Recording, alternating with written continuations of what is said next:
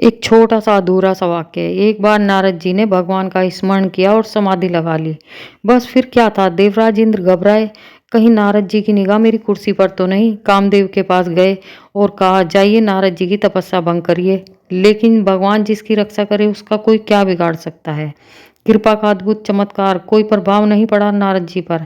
कामदेव हारकर चरणों में गिर पड़े। त्राहिमाम त्राहिमाम रक्षा करो नारद जी। समाधि अब हुई भंग। नारद जी ने देखा सामने कामदेव पैरों में पड़े हैं।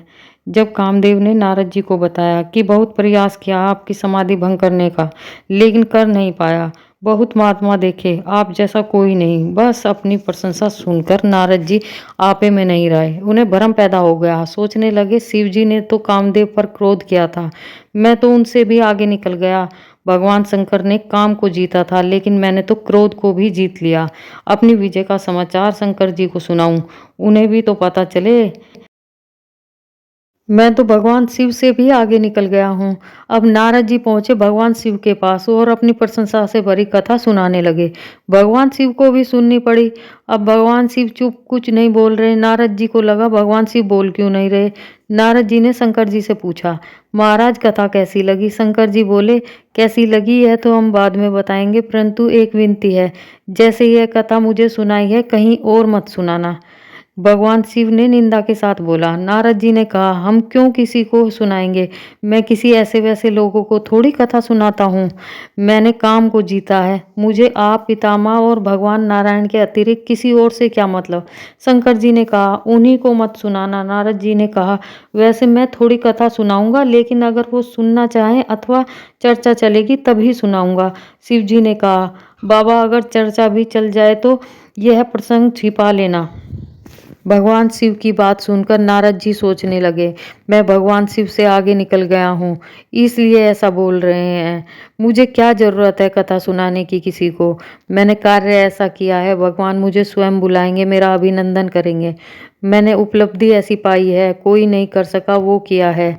अब कुछ समय बीत गया, इस बात को कोई बुलावा नहीं आया। तब नारद जी ने सोचा, भगवान ब्रह्मा को शायद इस घटनाक्रम की जानकारी ही ना हो। मैं स्वयं चलता हूँ। नारद जी ब्रह्मा जी के पास गए, लगे कथा सुनाने। तब ब्रह्मा जी ने कहा, देखो नारद, ये कथा अब किसी और को मत सुनाना। नारद जी को समझाना चाहा ब्रह्मा जी ने, लेकिन कोई असर नहीं हुआ। नारद जी जैसा संत भगवान शिव जी और ब्रह्मा जी की बात नहीं मान रहे थे। नारद जी सोच रहे थे, शिव जी और ब्रह्मा जी नहीं चाहते कि विष्णु जी के सामने मेरी प्रशंसा हो। मैं उनसे आगे निकल गया हूँ ना, इन्हें पसंद नहीं। मैं जीता हूँ, मेरी प्रशंसा होगी, इसमें गलत क्या है। मैं क्या ना बताऊं। नारद जी ने उल्टा ही अर्थ किया। अहंकार सदैव गलत सुझाव ही देता है, सही विचार आने ही नहीं देता। और प्रशंसा सुनने के लिए नारद जी ने विचार किया, भगवान के यहाँ से अब तक कोई बुलावा नहीं आया। शायद उन्हें मेरी उपलब्धि के विषय में जानकारी ही ना हो। मुझे स्वयं चलना चाहिए। ऐसा विचार करते हुए नारद जी हरि गुण गाते हुए भगवान विष्णु से मिलने के लिए चले। वहां पहुंच के नारद जी ने प्रणाम किया। भगवान ने आशीर्वाद नहीं दिया, बोले प्रणाम नहीं नहीं, हाथ पकड़ लिया। नारद जी मन ही मन प्रसन्न हुए।